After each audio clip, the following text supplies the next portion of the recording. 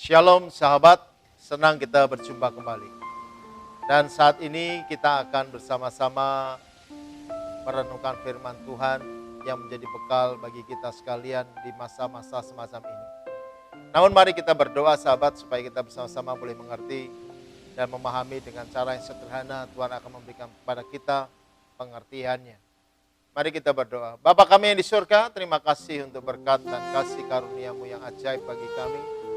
Terpujilah kiranya nama-Mu ya Tuhan, sungguh baik, amat baik, sangat baik Engkau. Allah yang kami kenal dalam nama Tuhan Yesus, Tuhan dan Juru Selamat kami yang hidup.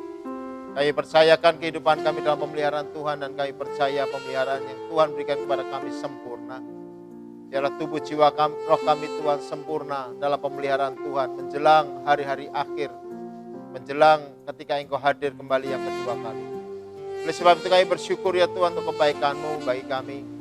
Dan bila mana sebentar kami boleh merenungkan kebenaran firman Tuhan. Sebagaimana pesan yang Kau sampaikan kepada kami, biarlah Tuhan Engkau berbicara dengan cara-Mu yang sederhana. Dan izinkan kami boleh untuk mengerti apa yang menjadi maksud baik Bapa. Urapi setiap kami, taruhlah hikmat-Mu menyertai. Terima kasih ya Tuhan, Engkau baik-baik kami. Di dalam nama-Mu kami berdoa bersyukur. Haleluya. Amin. Sahabat, dimanapun sahabat berada pada saat ini, mari kita akan membuka firman Tuhan sebagai pesan bagi kita pada hari ini, tanggal 6 April 2020. Di dalam firman Tuhan, ayat pasal yang ke-24, kitab Matius. Kitab Matius pasal 24, ayat yang ke-15. Saya membaca buat sahabat sekalian. Jadi apabila kamu melihat peminasa keji berdiri di tempat kudus menurut firman yang disampaikan oleh Nabi Daniel, para pembaca hendaklah memperhatikannya. Maka orang-orang yang di Yudea haruslah melarikan diri ke pegunungan. Orang yang sekarang di peranginan di atas rumah, janganlah ia turun untuk mengambil barang-barang dari rumahnya. Dan orang yang sedang di ladang, janganlah ia kembali untuk mengambil pakaiannya. Celakalah ibu-ibu yang sedang hamil atau yang menyusukan bayi pada masa itu. Berdoalah supaya waktu kamu melarikan diri, itu jangan jatuh pada musim dingin dan jangan pada hari Sabat. Sebab pada masa itu akan terjadi siksaan yang dahsyat seperti yang belum pernah terjadi sejak awal dunia sampai sekarang dan tidak akan terjadi lagi. Dan sekiranya waktunya tidak dipersingkap, maka dari segala yang hidup tidak ada yang selamat. Akan tetapi oleh karena orang-orang pilihan, waktu itu akan dipersingkat. Pada waktu itu jika orang berkata kepada kamu, lihat Mesias ada di sini atau Mesias ada di sana, janganlah kamu percaya, sebab Mesias palsu dan nabi-nabi palsu akan muncul dan mereka mengadakan tanda-tanda yang dahsyat dan mujizat-mujizat sehingga sekiranya mungkin mereka menyesatkan orang-orang pilihan juga. Camkanlah, aku sudah mengatakannya terlebih dahulu kepadamu. Jadi apabila orang berkata kepadamu, lihat ia ada di padang gurun, janganlah kamu pergi ke situ. Atau lihat ia ada di bilik, janganlah kamu percaya. Sebab sama seperti kilat memancar dari sebelah timur dan melontarkan cahayanya sampai ke barat, demikianlah pula kelak kedatangan Anak Manusia. Di mana ada bangkai, di situ burung nasar berkerumun. Sahabat, seri khotbah tentang akhir zaman tertulis di dalam Matius pasal 24 dan 25. Untuk perikop ini dipertegas dalam 3 kitab Injil, yaitu Matius, Markus, dan Lukas. Kalau Markus ada di dalam Markus 13, 14 hingga 23, dan Lukas pasal 21, 20 hingga 24. Prinsipnya adalah sama. Maka kita pahami ini menjadi sebuah firman yang sangat penting. Kenapa? Diulang 3 kali. Sesuatu peringatan kalau diulang sampai 3 kali di dalam firman Tuhan, berarti firman Tuhan itu sangat penting dan mohon untuk dapat diperhatikan. Dan kenapa ini menjadi sesuatu yang penting? Karena ini pesan yang disampaikan oleh Tuhan Yesus sendiri.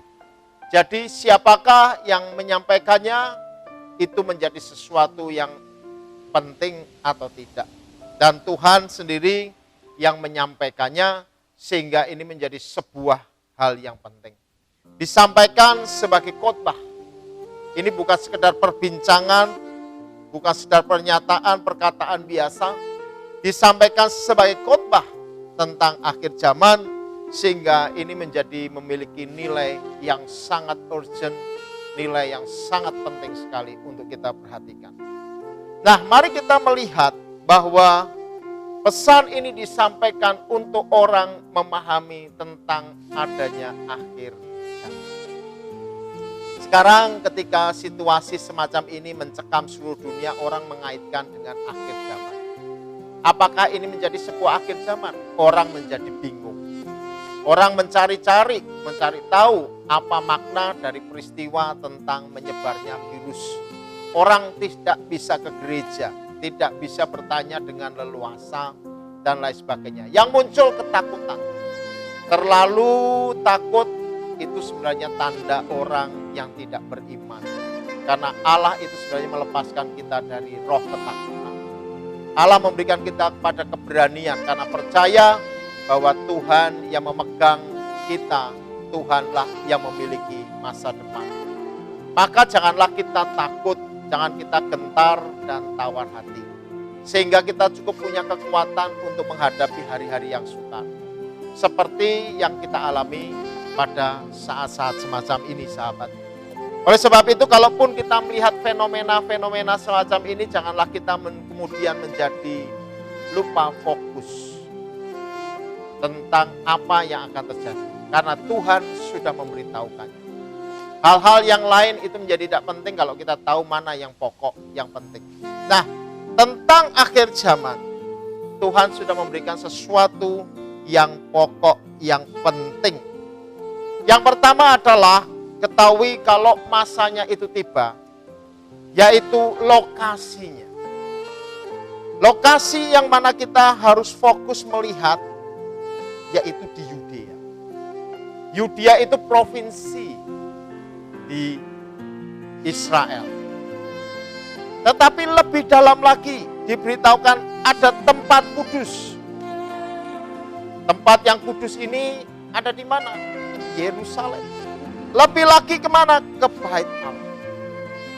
Maka sepanjang bait Allah belum terwujud, maka sebenarnya seluruh fenomena tidak bisa menunjuk kepada sebenar-benarnya akhir dari akhir zaman. Mari kita fokus lihat perkara hal ini. Kenapa? Karena jangan sampai kita dibelokkan pandangan kita dengan hal-hal yang lain. Tetap percaya kepada Tuhan. Dan Tuhan sudah memberikan tandanya sungguh sangat jelas. Tetapi bukan artinya kita menjadi sembrono dan tidak memperhatikan tanda-tanda zaman yang ada pada saat ini.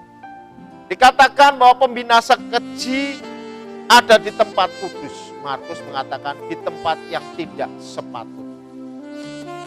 Seorang pembinasa, pembunuh, orang yang sangat bengis, harusnya tidak ada di bait Allah. Di bait Allah ada tempat orang mengenal Tuhan, penuh belas kasihan, penuh dengan kebaikan. Tetapi ada pembinasa keji berada di tempat kudus. Dan itu belum terjadi karena tempatnya juga belum ada. Maka mari, walaupun nanti akan dibangun, bisa saja sangat cepat dibangun. Bait Allah itu terjadi, bisa hitungan minggu, bisa hitungan hari. Karena kita tahu ketika Wuhan bikin rumah sakit begitu besar, itu hitungan minggu. Tidak sampai sebulan, bahkan tidak sampai 2 minggu. Jadi cepat sekali bisa saja orang membangun bait Allah. Tetapi yang pasti belum terjadi. Dan itu tidak di seluruh dunia fenomena, hanya di Yudea, di Yerusalem. Karena bait Allah harus ada di sana. Karena itu jangan sampai kita takut, tapi yang penting adalah kita harus berdoa. Ketika siksaan itu muncul dan begitu dahsyat siksaan itu, ya, karena dikatakan belum pernah terjadi dari sejak awal dunia dijadikan, bahkan sampai nanti pun tidak akan terjadi lagi. Mari kita berdoa itu tidak mengena di dalam kehidupan kita. Maka yang penting adalah kita menjaga diri kita tetap di dalam kebenaran. Hidup dalam perkenan Tuhan itu jauh lebih penting. Fokuskan hidup kita pada hal yang demikian. Dibandingkan kita mencoba mengerti, mencoba mengetahui tentang fenomena-fenomena yang ada. Jadi camkan bahwa hal ini sudah disampaikan oleh Tuhan Yesus. Ayat 20 juga mengatakan, camkanlah aku sudah mengatakannya lebih dahulu kepadamu. Jadi hal ini penting. Dan lebih ditegaskan dinyatakan di sini, apabila orang berkata kepadamu, lihat bahwa Mesias ada di gurun, padang gurun, jangan kamu pergi ke sana. Jadi kalau ada orang mengatakan ada juru selamat di padang gurun, jangan percaya. Atau lihat, ia ada di bilik, janganlah kamu percaya. Atau di satu ruangan, bilik, di padang gurun, jangan kamu ke sana, jangan kamu percaya. Keselamatan tidak ada di sana. Karena itu percayalah keselamatan itu datang hanya daripada Tuhan. Dan kalau Tuhan Yesus datang, dinyatakan dengan tegas di sini. Tidak usah dicari-cari kemana-mana. Karena apa? Seperti kilat yang memancar dari timur dan melontarkan cahayanya sampai ke barat, demikian pula kelak kedatangan anak manusia. Seluruh dunia bisa melihat. Sehingga dalam hal ini mari sahabat, jangan kita dibingungkan dengan fenomena-fenomena yang macam-macam. Memang nanti ada nabi-nabi palsu, ada hamba-hamba Tuhan yang palsu, yang mungkin saja bisa membuat mujizat, bisa mengadakan tanda-tanda ajaib. Tetapi tetap fokus kita hanya kepada Yesus. Fokus kita hanya kepada Kristus dan tidak kepada Yesus. Dan Kristus sudah menyatakan kepada kita tentang kehadirannya kedua kali dengan tanda yang cukup jelas. Jadi, lihatlah di sana, lokasinya di mana, siapa yang berperan di sana, siapa yang ada di sana. Kalau itu muncul, mari lebih. Pada saat ini yang penting adalah kita lebih bertekun di dalam Tuhan. Terus bawa diri kita. Lakukan disiplin rohani, berdoa, baca firman Tuhan, lakukan pujian dan penyembahan secara pribadi, berpuasa, biar kita juga menghormati hari Sabat Tuhan. Maka Tuhan berkenan atas hidup kita. Terus bangun rohani kita dan jangan tinggalkan Tuhan. Baik sahabat, see you, God bless you, and Jesus love you.